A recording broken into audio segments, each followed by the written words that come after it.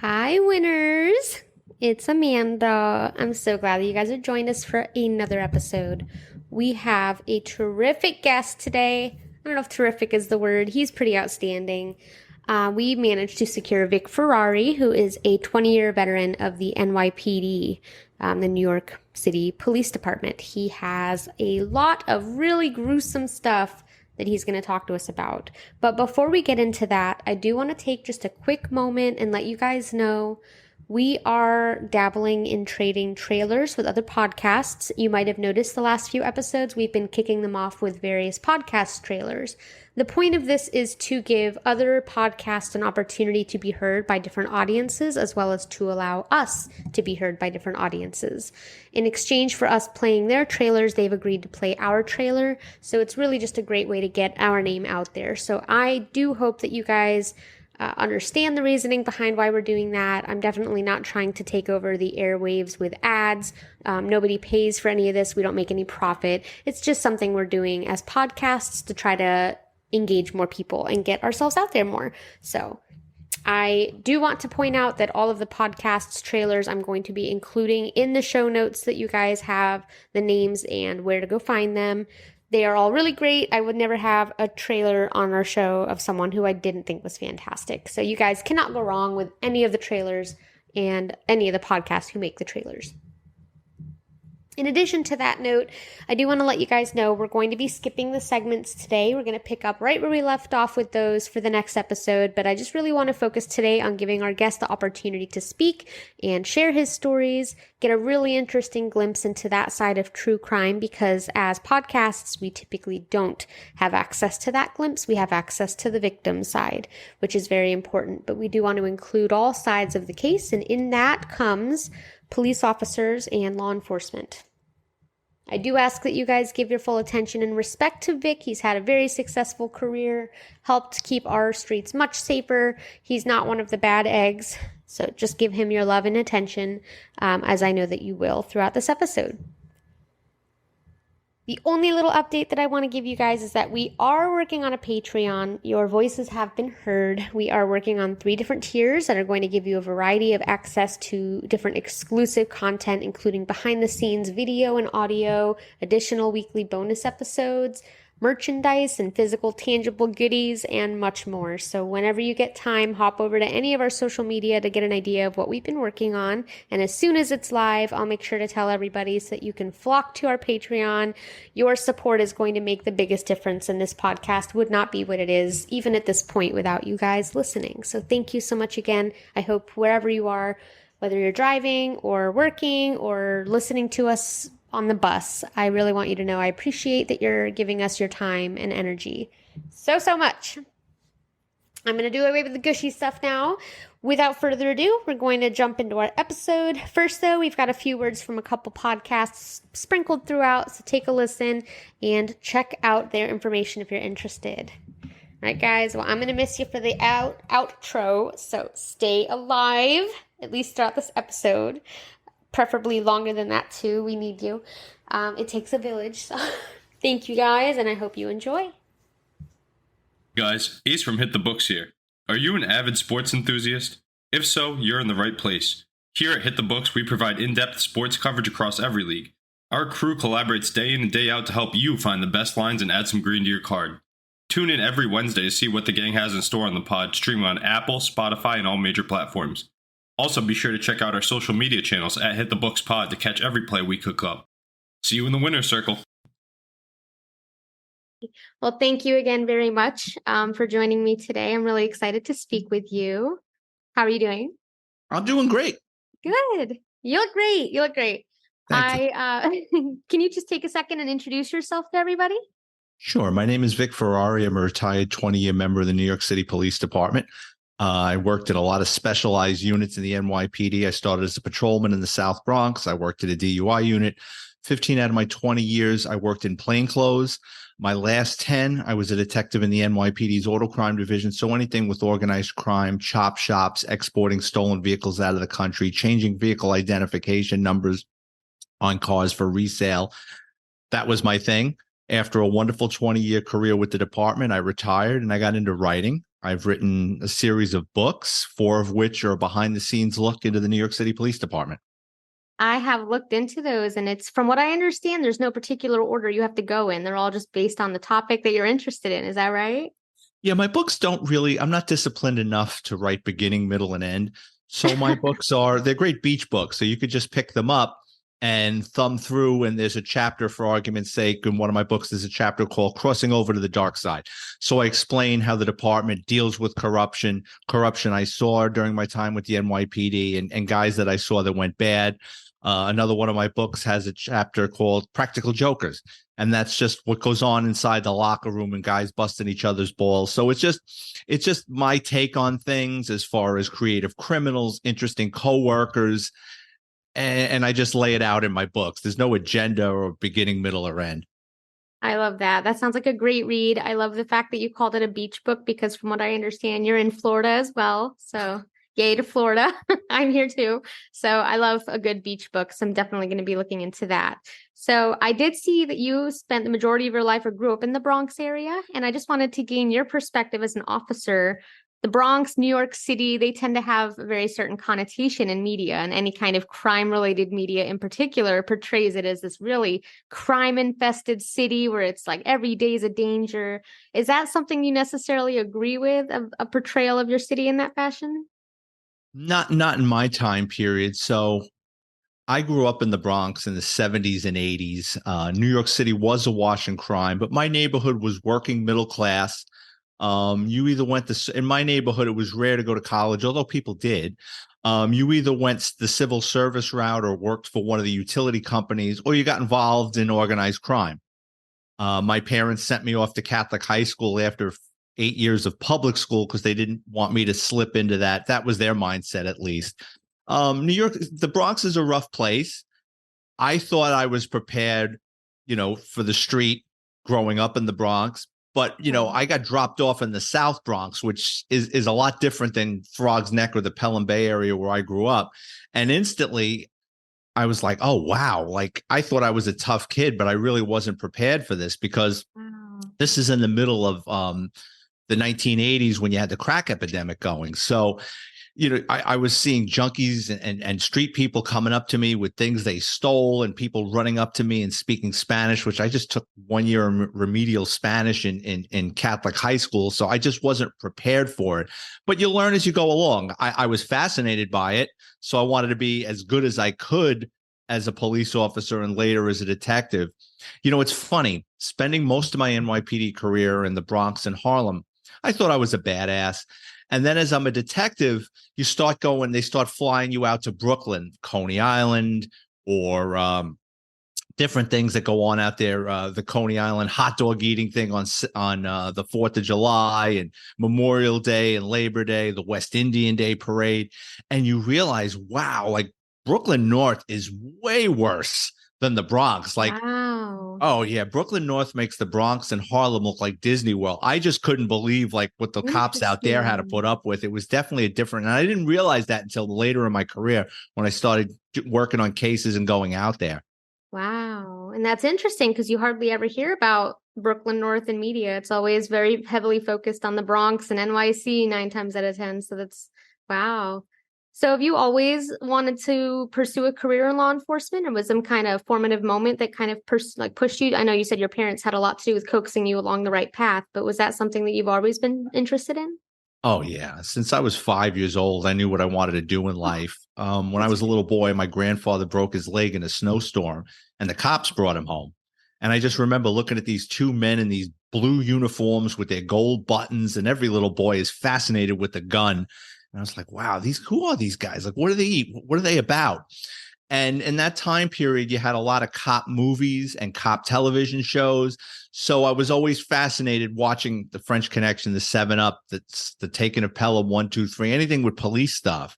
And then by the age of 10 or 11 years old, my friends and I used to sneak into the local post office and steal FBI wanted posters off the wall and go around the neighborhood conducting manhunts. So there'd be some poor guy in a deli trying to get a sandwich, and my friends and I are looking at him. Maybe he's wanted for this bank robbery in Louisiana. I knew what I wanted to do. And by 20, I took the exam. And by 21, I went into the police academy where I had a wonderful 20-year career. Wow. Well, you were definitely built for it, that's for sure. I also heard that for a majority of your years, you had one particular detail that is a little overrated in your opinion with working Times Square for New Year's Eve. Yeah, New York, any NYPD cop knows this, or any New York City Police Department member knows this. At some point in your career, you're going to go down and work Times Square during New Year's Eve. They usually send it's got to be close to 5,000 cops down there for that night. Wow. And well, yeah, New York City Police Department at any given time has between 30,000 and 40,000 members. I did not know that. Yeah, and I worked that detail in Times Square New Year's Eve 17 out of my 20 years. So, and I didn't volunteer for it ever. It's just, hey, you're going down there and there's not much you can do about it. And it's a terrible day. You get down there 2-3 o'clock in the afternoon. They line you up. They split you up. You get your post. They basically send you to get something to eat like 4 o'clock because once people start arriving, they don't want you to vanish. Oh, God. And when you watch from television above, those people are packed in like cattle. There's wooden barriers that hold them in. And there's no place to go to the bathroom. So unless you have a dinner reservation at one of the steakhouses in the theater district, you're not going to, they've had their bathrooms trashed before. So they're not going to let anybody in. So people start using the bathroom inside the crowd. And it's like Calcutta in there. And you get people that are getting felt up and punched in the face. And it's just, it's a sea of humanity in there. And then what people don't realize is at the end of the night, after the ball drops, everybody's drunk and everybody hopefully had a good time. You get all the hood rats from the outer boroughs and they show up and they're sober as judges and they'll watch and they see you have diamond earrings and your boyfriend's got a Rolex on and she just flashed an iPhone 15. And they know at some point these people are going to start going home and either going to the west side for their car if they could find parking, or they're heading for one of the subway stops. And they follow them. It's like watching the Discovery Channel with the hyenas picking off a wounded animal. And then the next thing you know, people come running up to you 10 minutes later with a knot on their head. Hey, someone just punched me in the face and took my watch. And what did he look like? I don't remember, because they're often drunk and they got jumped by a mob. So for your listeners, take that off your bucket list as far as going to Times Square and New Year's Eve. It's off mine. I don't want do any part of people urinating in the crowd was the line for me. You didn't have to even get to the theft. I was done. And worse. Oh my gosh. Oh my goodness. So I know you have a variety of stories throughout your career. So if you would give us an example of one of the more notable homicides that you dealt with, because we do talk a lot with our podcast about different homicides. So do you have any that kind of stand out that you're comfortable talking about? Sure. Early in my career, I was a rookie cop. And I was on a foot post and the sergeant comes along and he says, hey, get in the car. I get in the car and he says, you got to watch a DOA or sit on a DOA. In New York City, when someone dies in their apartment or house or dwelling anywhere, the cops show up, the paramedics show up, the paramedics say, yeah, he's dead. And you've got to wait for the medical examiner. And that could take hours because there's only so many medical examiners, and New York City's got 5 boroughs. And the medical examiner is going to come and he's going to ask a lot of questions. If it's an old person, say for argument's sake, that died in their apartment, they're going to look at all their prescriptions. They're going to call their doctor, ask questions. And then the medical examiner on the scene eventually is going to say, suspicious death, timeout. We're going to call the morgue wagon. The body's going down to the morgue for an autopsy to determine how this person died. Or, yeah, this looks like a natural death. Tell the family to come call the funeral home. And you stay there until the funeral comes and takes the body. Interesting. So early in my career, my sergeant says, we got something. I want you to be guarding this body. So I go up into this apartment. There's a guy dead on the side of a coffee table, and he's got a knot on his head. And the medical examiner comes, and what it was is the guy was downstairs working on his car, and he was sitting on the sidewalk working on a car door. He got into an argument with his neighbor over something. The neighbor grabbed him, shoved his head in the door jamb, and slammed his head in the car door a couple of times, almost knocking the guy unconscious. The guy stumbles to his feet. He goes up the stairs, gets into his apartment. He's going to settle this in street court. He finds a gun in his apartment, gets the gun, and just as he's about to leave, has a cerebral hemorrhage and falls down and dies on the coffee table. So the detectives came, they interviewed witnesses. Yeah, let's just say the guy's name was Charlie. Yeah, Charlie was working on his car. Eddie came over and slammed his head a couple of times. So the detectives, and I was just fascinated how they were able to put this whole thing together. Another time in my career, early on, my partner and I it's about 11 o'clock at night, and we see the fire department putting out a fire of a little compact car. I think it was a Toyota Celica. So we just pulled up, and it was an interior fire in the front. The fireman said, "Hey, we're going to take the plates off the car. You mind, getting rid of the plates for us?" I said, "Yeah, no problem." So they're taking the plates off the car, and one of them says, "Hey, let's open the trunk." They pop open the trunk, and there's two guys in the trunk tied up. One guy's blinking, the other guy's not blinking. So like, oh shit. So we start taking the guys out of the trunk. And what we see is they were both shot in the head multiple times with a small caliber bullet. And the guy that was blinking was basically brain dead, and the other guy was dead. And we were able to determine was at the scene, we found shell casings. So whoever did this abducted them, put them in the trunk of the car, drove them to that location, opened the trunk, shot them in the head numerous times, closed the trunk, and to burn up evidence, set the interior on fire. It's on patrol. You're going to run into these things because, I mean, when I was active in the 80s and 90s, New York City was averaging 2,500 homicides a year. So there was no way you weren't going to rub against one at one time or another. Sure. You want to hear more homicide stories? Yeah, whatever you got. Mid 90s, hot summer night. My partner and I leaving the station house, and the girl working the TS, the telephone switchboard, hands us a piece of paper and says they're yelling in Spanish. I think it's a cardiac. So we rush up to the 6th story, walk up. We go upstairs. We hear screaming in the apartment, run in, and I see a set of legs coming out of a galley kitchen, and there's a person on top of the legs. So we go into the kitchen. There's blood splattered all over the kitchen. And, if you've cut yourself, blood is bright red, but it was dark brown. So we knew she had been there a while. So the guy is on top of this woman. He's screaming, "Mom, mom, mom." We're like, "Get up, get up." We coax him up. She's been stabbed multiple times, and she's been there a while. We bring him into the living room. The apartment's been ransacked. And we weren't putting the screws to the guy. We were just asking him questions like, "When was the last time you saw your mother?" And he went from being hysterical to measured. "When was the last time I saw my mother?" "Oh, about 4 hours ago." So every question I asked him, he repeated the question. So he's buying time. Then you start looking around the apartment, and you realize something's not right. So when a burglar breaks into your house, they're dumping things out of your drawers and cabinets. They're not taking the time to put the drawers right side up and slide them back in. Sure. That was unusual. Her bag was dumped upside down, but the credit cards and the cash were there, and the bag was placed right side up. Usually somebody dumps something, throws it, goes through it, and they're on their way.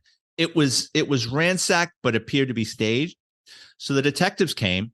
They took the young man to the precinct to talk to him, and I was tasked with vouchering the evidence and staying with the body until the medical examiner came. In New York City Police Department, the first cops on the scene of a homicide, the following day, you have to go to the morgue and identify the body for identification purposes. So what you do is you tie, it's a little piece of oak tag with a hole through it. It's called a 95 tag. You write your information and the victim's name, and you tie it around their toe so it goes to the morgue. I've seen that in TV shows. That's a real thing. That is a real thing. No At least it is in New York. The following day, I go down to Jacoby Hospital. The morgue was there at the time. And skeleton crew was a Sunday morning. And young kid working there. And I hand him the paperwork. I go, "I'm here to ID this person." He goes, "Okay." He goes into this room, and he wheels out a body, pulls off the sheet. And it's a black guy with a beard. And I said, "No, female Hispanic." He goes, "Oh," puts the sheet over the guy, wheels him into the room. Wheels out another body. It's an older Spanish guy, looks like a wino. I said, "Dude, I didn't come here to see everybody that got killed in the Bronx last night. I'm here to see her." He goes, "Oh." I says, "I'll go in." So I walk into this room, and if you ever been to a 7-Eleven, you open up the refrigerator to grab a drink, but you can see inside there's like a big refrigerated storage room. That's kind of what it was like. Oh. Had a lot of lights, fluorescent lights, and there was about 6 or 8 gurneys with 6 or 8 bodies in there chilling. And the smell was, I mean, even though it's cold in there, it's just, you can smell death. So I walk up I'm looking at people's feet, and I see my handwriting on one of the toes. I pull the sheet off, and it's the woman that had been murdered the night before. So I go back to the precinct, and all the detectives are celebrating. They're all high-fiving each other. They're all excited. I'm like, "What happened?" And they said, "Well, last night we knew he knew more than he was telling us. He didn't lawyer up, but he wanted to go home." So we said, yeah, go home. because if you start pushing him too much, he's going to ask for a lawyer, and then all bets are off. Can't Everything talk. shuts down. Yeah. He had family members there, a couple of his uncles, and the uncles were asking questions, and they said, "We'll talk to your nephew because we can't seem to get anything out of him, and obviously he knows more than he's letting on." So the following morning, bright and early, detectives showed up at the building, and thank God the two detectives that showed up spoke Spanish, because when they went into the hallway, they heard yelling. So they just kind of stood back. And in the hallway, it was the uncles confronting their nephew, like, "What happened with your mother? You know more than what's going on." And he spilled his guts. And the detectives were in the hallway and heard the whole thing. And then later on, when they brought him to the precinct, I'm sure he filled out a statement or he repeated the story. But what had happened was he was a drug addict, crackhead, and he was abusing his mother, stealing from her, pushing her around. And she basically told him, "I can't have you here anymore. We've been through this before. I love you, but I don't want you in the apartment no more." He picks up a kitchen knife, stabs her multiple times. She dies on the floor. So what he does is he takes a shower. He takes the murder weapon and his bloody clothes. He puts it in a plastic bag. He leaves the apartment and leaves it ajar, hoping that someone will find her in the time he goes to dispose of the evidence. Takes the train downtown, gets rid of the garbage bag with the knife and the clothes, shows up 4 hours later and the door is still ajar. No one has found her. Now he's got a problem. People have seen him coming and going. So he picks up the phone, he calls the precinct, he calls his uncles, and starts the ball rolling on the whole thing. But it backfired. He was convicted of homicide, and I just last checked a couple of weeks ago, and this is 29 years ago. He's still in jail and should be to this day. Good for you guys for locking him up, but that's just disgraceful that you would end a life over something like that. I mean, I guess drug addicts, His own mother, they do, but that's so disturbing in a variety of ways. Oh, well, thank you for sharing those with us. That's a very interesting glimpse into it. Vic and I will be right back after this brief message. Are you tired of the same old boring podcast? Need some excitement in your life? Do we have a treat for you? Introducing the Conversation Cabin Podcast. Get ready to have your mind blown because we cover it all. From the paranormal to cryptids, UFOs, and aliens, we've got more strange stories than you can shake a ghostly ectoplasm-covered stick at. Think haunted places are just for the faint of heart? Think again. We'll take you on a spine-tingling journey through the most haunted locations known to humanity. You'll laugh, you'll scream, you'll probably wet your pants a little, but don't worry, it's all part of the experience. But wait, there's more. We're not stopping at the supernatural, folks. We're diving headfirst into the macabre. True crime stories that'll make your jaw drop. Murders, mysteries, and missing persons that will keep you on the edge of your seat. Can you handle it?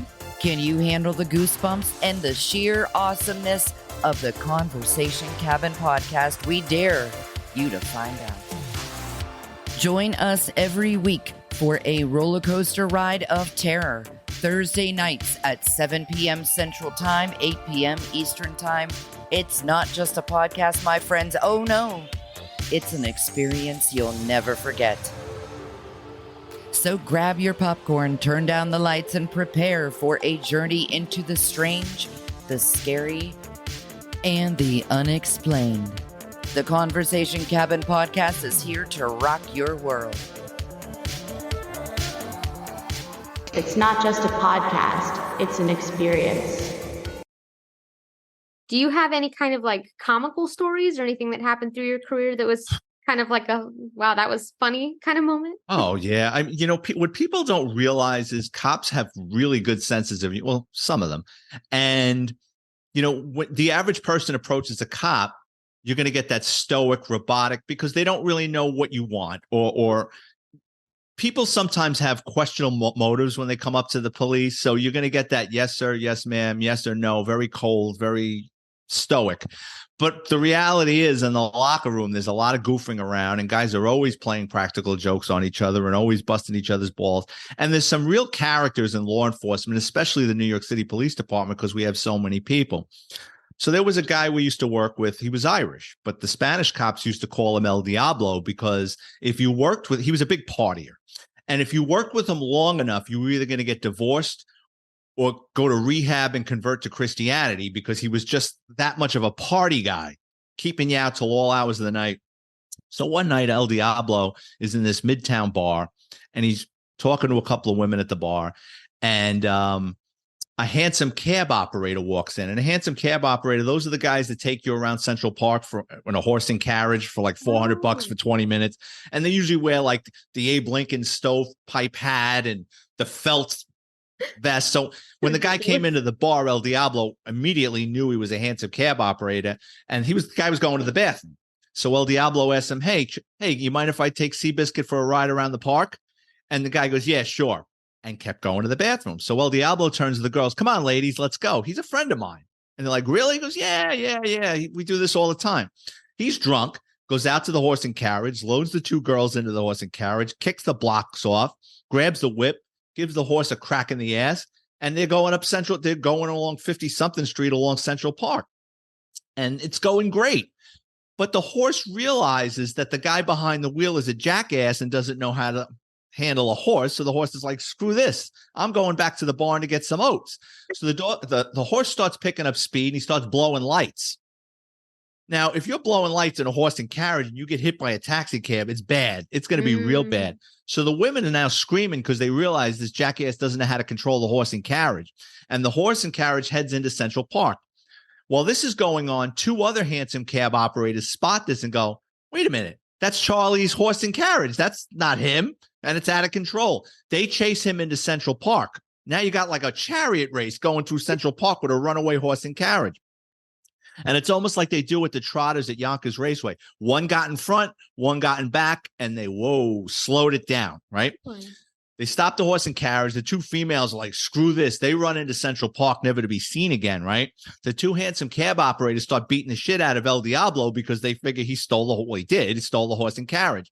They get on the phone. They call their buddy. They call the cops. The Central Park precinct cops show up. El Diablo is going to get suspended, maybe even arrested. He turns to the guy that owns the horse and carriage. He goes, take me to an ATM. I'll give you $500 right now. And he goes, you take me to an ATM for $500? He goes, yeah. El Diablo goes to the ATM, gives the guy $500. He doesn't press charges. The Central Park cops take off, and he got away with it. And it was like, we used to say, he must have the Prince of Darkness running interference for him because of all the crazy crap that he did in his career. The fact he made it through a bunch of New York stoplights is in itself impressive. in Midtown Manhattan. It was at night, but still. Wow, you've seen some wild things throughout your career for sure. So since retiring in New York, you've started policing in Florida after that. Is that right? Yeah. After my 20-year career, I moved down to Florida. I was bored out of my mind. And I said, you know what? I'm going to come out of retirement and become a police officer again. So I got my accreditation. I interviewed for several police departments. I got hired, and it was a bad fit. I mean, it was a great police department, but I went from working in America's largest police department investigating organized crime to a bad episode of Reno 911. So now I'm dealing with drunks, domestic violence, all the crap that I had gotten away from because I'm doing organized crime for the last 10 years of my career. And now I'm doing the grunt work. And police work, especially patrol, that's a young man's game. It really is. The hours, the grind. I'm 41, 42 years old now, getting thrust back into it. And working for another police department in another state is like having a stroke and having to learn everything all over again. Yeah, I know if you hit somebody in the head with a bottle to lock you up, voucher the bottle and send the guy to the hospital, but the paperwork is different. Where the body goes is different. Court is totally different. So there was a large learning curve. And then worse than that was the training. So down in Florida, there's a lot of differences than New York City. And here in Florida, we got alligators. I was going to ask about that. Yeah, I spent a half day learning how to wrestle a gator. And I was like, I go, can't we just shoot these fucking things? And like, no, we don't want you shooting alligators. So they give you like duct tape and you're supposed to sneak up behind these things. I'm like, I'm not screwing around with something from Jurassic Park. This isn't what I signed on for. But I did the training, and P.S., luckily, I didn't have to wrestle a gator. And down here in Florida, they're very big with the taser. So in New York, we had them, but only some of the patrol supervisors carried them. Cops during my time, didn't carry a taser. So like my first day, it was like a toy. Someone tosses me a taser in a box, in that thick plastic that you need like a construction knife to cut open. It takes like 2 days to get this crap out. Right. And I'm looking at it. And I'm like, yeah, we're going to get to that. Just throw it in your trunk. We'll get to that in a week or so. I'm like, oh, great. So the thing sat in my trunk and it's like, all right, tomorrow we're going to do taser training. So I'm figuring we're going to shoot like a dummy, with the taser. Sure. No, we're target practice. So for you to carry a taser in Florida, at least in my police department, you have to be tased. Oh, no. I didn't sign on for this. Like, who knows? Maybe I got a bad valve or something, right? But they didn't shoot you with the taser. What they did was you stood in a room and they taped one of the leads to your armpit and another one to your crotch. Yeah. And two people standing back of you and they're like, are you ready? And like that morning, I didn't have any breakfast. I didn't have a coffee. I was like, I don't want, what if I lose control of my bodily functions? So I just went in there completely empty. And I think I got a 5-second ride. And not that I've had a heart attack, but I'm guessing that's what it feels like. You just feel you're overcome with this electric impulse. You could hear it and feel it. Oh, and I can see how somebody could fight through that if they were on dust or something to pull the leads out. But I just said, what the hell? Just fall down and get this over with. Sure. So that was part of the training. We were maced and then had to perform a series of different functions, like handcuff somebody after being pepper sprayed. But I thought the training down in Florida was a lot better than New York City. Interesting. Yeah, I've seen videos of training and they'll mace you and then you have to go along an obstacle course and punch and handcuff and things. So it's interesting that that's an accurate portrayal as well. It's hard to know what things are real and what things are, manufactured, but that's interesting. Well, they want to make sure that you don't have a panic attack, because think about it. Whenever the mace or pepper spray comes out, other cops get made. If you're trying to lock somebody up and they're fighting you, and that mace or pepper spray comes out, everybody gets maced. It's just going to happen. It depends on what degree. If you get hit with a couple of droplets or you get hit with a full blast, they want to make sure you don't just lose your shit, right? So that's dangerous to have a person that's having a panic attack with a gun and they can't see. You don't know what they're going to do. So they want to see if you can remain cool under that type of pressure. Sure. Well, you're stronger than I. I don't know that I could have made it through that. I'd probably be the kind to have a panic attack, but I understand why it's necessary. I had been maced so many times before in the NYPD. Anytime there was a guy we used to work with who that was his thing. He was actually pretty good at it, like spraying people but we used to call him the Cajun chef because it's cayenne pepper. Okay. Like, oh God, the Cajun chef was around. Like you could smell it on someone's clothing when they came in. He goes, yeah, he had to mace somebody. The guy was fighting with him. Oh my goodness. No mace for me. So do you have any kind of advice for people who are just now? I know it's a much different atmosphere nowadays versus when it was when you were entering the field, but would you have advice for someone who maybe wants to pursue a career in law enforcement based on your experience? Yeah. If from the time you get hired, start the police academy until your second year, keep your mouth shut and your ears open. Because in law enforcement, cops are suspicious of the public and they're suspicious of the new people coming in through the door. And that's in Florida and that's in New York City and that's anywhere. They want to make sure that you're all right. You're not a big mouth. You're not a know-it-all. You don't have an agenda. Just learn. And if you're quiet and you watch, you'll see in the station house different people's motives. Some people, early on, like when you go to a precinct, people are coming up to you and it's overwhelming because especially in New York, like a precinct has over 200 cops in it. And I remember I got sent to the South Bronx precinct, which was a dumping spot. You either a rookie cop that didn't know anybody, you went there, or you had screwed up somewhere else and they had dumped you there. And, some guy with like 10, 15 years on, hey, kid, I'm going to take you under my wing and work with you. And you're like, oh, this guy is so nice. He's so great. Then you realize the guy's a jackass. He's always getting into trouble or he uses other cops and he goes through a partner every 6 months because nobody wants to work with this guy. But at first he appeared to be really nice guy. So just learn your trade, try to be the best you can at it. And like I said, just listen and keep your mouth shut for the first 2 years. That's excellent advice. I am not cut out for the field, but for anyone who is, I think that's really great advice. What was your favorite part of being a police officer? Catching the bad guy. I mean, that's what I wanted to get into. That's why I wanted to become a police officer. And I loved different cases, it's like figuring out a puzzle. Even though I'm not a puzzle guy, but it is. It's like a puzzle. Like, okay, we know they're doing something, or we know a piece of the puzzle. How are they doing it? I worked in auto theft, so I worked on cases where cars were vanishing off the street. Where are they going? Okay, we know they're being shipped because the cars aren't turning up anywhere. They're not turning up in shells, or we call it the bones, or pieces of the car. So the cars are getting shipped. Where are they getting shipped? Who's involved? And then you go up on a case, and then you start going up on wiretaps and doing surveillance and stealing their cars in the middle of the night and installing listening and tracking devices and putting the car back. So for me, that's what I loved. It was using your brain. Well, sounds like you were cut out for it. I can't think of just everything you've described about your passions and what drove you to it. I think that was where you were meant to be by all means. Absolutely. I'm certainly grateful for your time on the field and for everything that you've done. And I know that this is a much different time in terms of how people generally perceive police officers. So I thank you so much for everything that you've done in keeping your city streets clean, and then some in Florida. It's amazing. And I wish we were in different times to where you guys were bestowed the respect that you deserve. The majority of you, I don't want to speak out of everybody, but the majority of you. And I appreciate that you put your life on the line every day in a serious way, especially from what you're saying in North Brooklyn. No, I was a Bronx guy. I was in Brooklyn a handful of times. That was more than enough for me. Yeah, different cut of steel for that area for sure.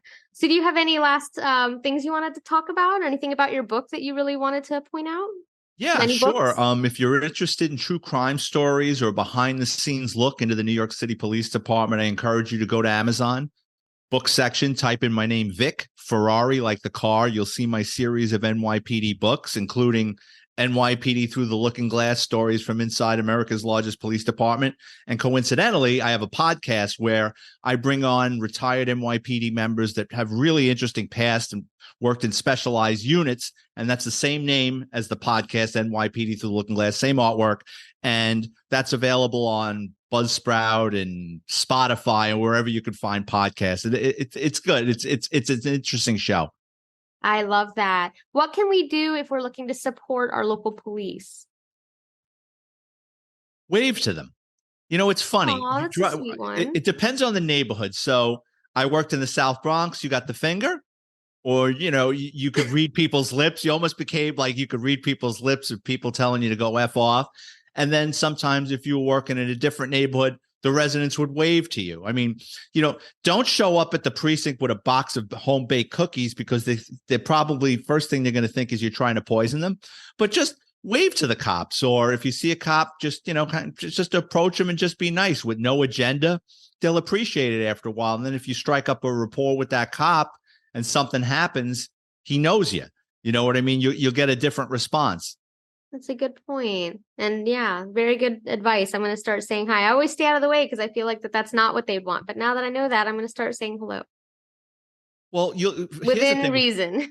Here's the thing with cops. Like sometimes you're driving around and you're walking around and you'll see a cop in the middle of a parking lot, like all the way in the end. They're usually catching up on paperwork or eating a sandwich. I knew a guy, he would park in New York. There's not that many vacant spots like that to hide. I knew a guy, like after a rainstorm, would park in a lake, like a foot of water, so no one so nobody could come around. Yeah, like a moat. He would park like in a parking lot that he knew were like laid low, so there'd be a lake and people would be waving to us, and he'd wave back, and you're like, "No, I gotta talk to you." And I'm like, "Would you just pull out of this thing so we could talk to this guy?" He's like, "All right." Oh my goodness. Okay, well, within reason, I won't interrupt. But if I see someone in passing, I will wave or say hello. That's good advice. I appreciate that. I really appreciate the time that you took to come on and share some of your stories. I know it's not easy and that you must live with a lot with things that you've seen through your career, but I very wholesomely appreciate you. And I know a large percentage of our listeners who are going to hear this are also going to appreciate you. So I'm going to try to send us all over to your podcast, and I'm definitely getting your books. Those sound incredible. I'm really interested in the corruption portion more than anything, just an insider's glimpse on that. Everybody is. Well, thank you so much again. I really appreciate you being on. Do you have anything, last words you want to say? If you want to get a hold of me for an interview or got a question, you can hit me up on Twitter or Instagram at VicFerrari50. Awesome. You heard it here. Okay. Well, thank you so much again. You have a wonderful day and keep kicking ass like you're Thank doing. you. Take care. Bye-bye.